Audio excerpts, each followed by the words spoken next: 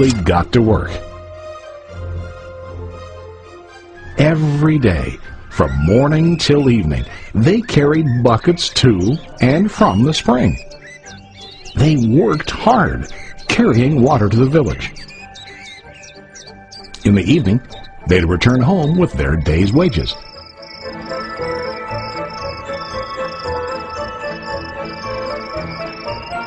Bruno was satisfied with his work and the money he earned. He was sure that with this work he could achieve his dreams. Bruno thought that to increase his wages he could use bigger buckets to bring more water each trip. He believed with a larger income he would soon be able to buy a cow and the house that he dreamed about.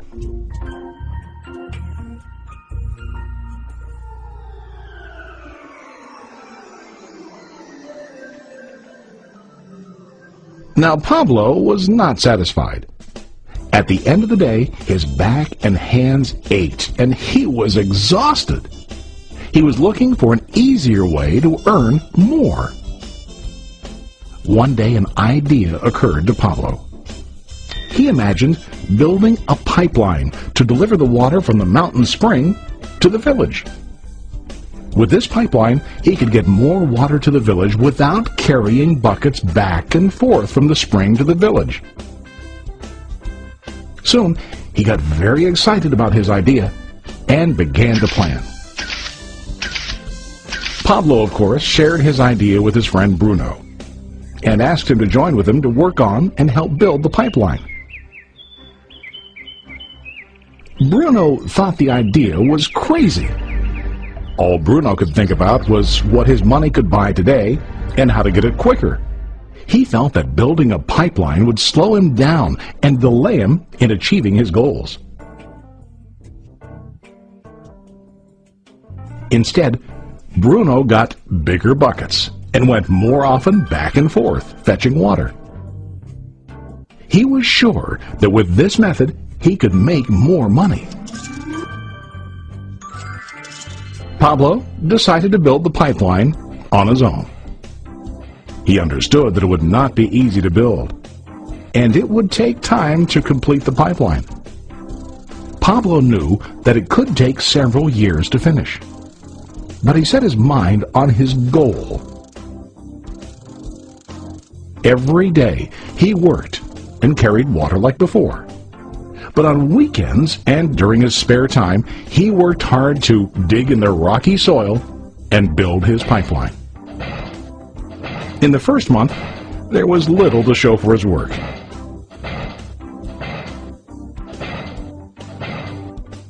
Bruno and the villagers laughed and teased him. They called him Pablo the Pipeline Man.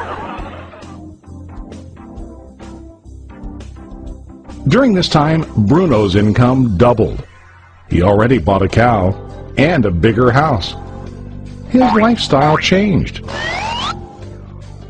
He now spent time after work in the bar, enjoying his hard-earned wages from delivering water.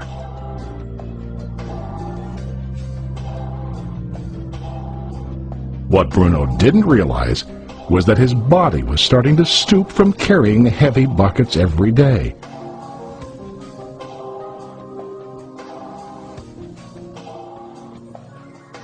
His face looked worn and his body tired. Soon, he began to carry less and less water due to the wear and tear on his body.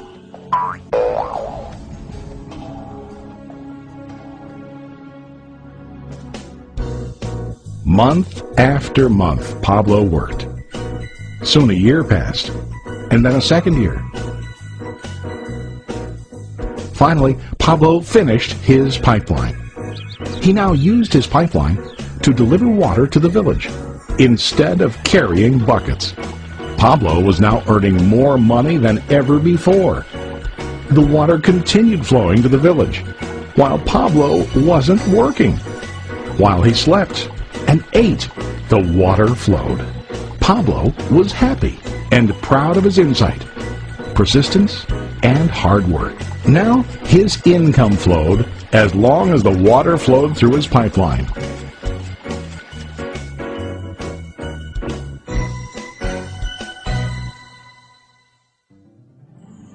The story of Bruno and Pablo is a reflection of life. Their jobs symbolize what most people do to earn money. Bruno gets his money using buckets. He goes back and forth, carrying his buckets from the spring to the village in exchange for money. To increase his income, he either has to go more frequently to the spring or to use larger buckets. It's common in real life to increase our income by working harder.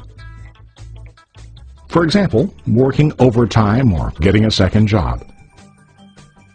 We also increase the size of our buckets by accepting a higher paying position, which often includes spending more time on the job. Most of us exchange time for money